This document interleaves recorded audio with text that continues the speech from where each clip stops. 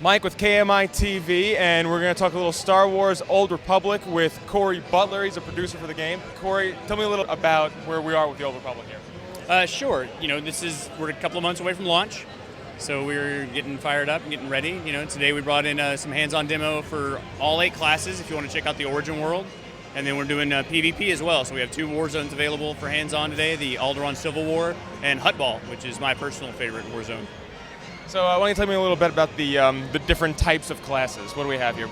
Sure. The films are pretty much the inspiration. We took the iconic characters from the films and then sort of broke those off into the classes. So we have the Smuggler class on the Republic side, the Jedi Knight, the Jedi Consular, the Trooper, and then on the Imperial side of things, we have the Sith Inquisitor, the Sith Warrior, the Bounty Hunter, and the Imperial Agent.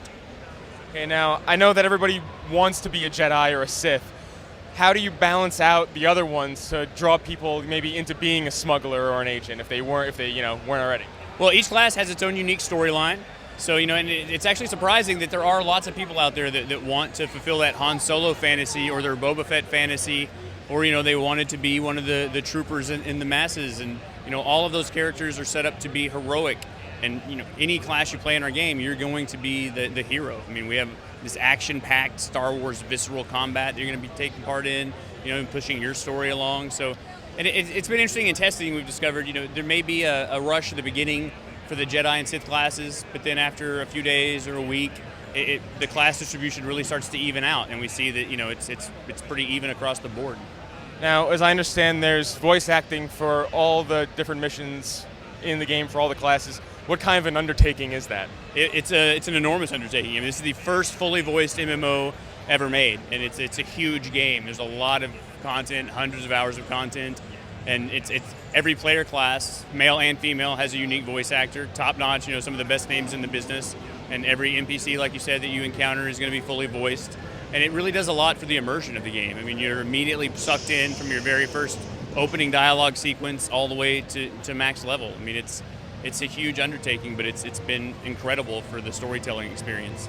So people have been demoing the game. You've been around here all day. What's the early buzz that you've gotten from people that have played it? People are loving it. People love the game. People are having a really good time with PvP.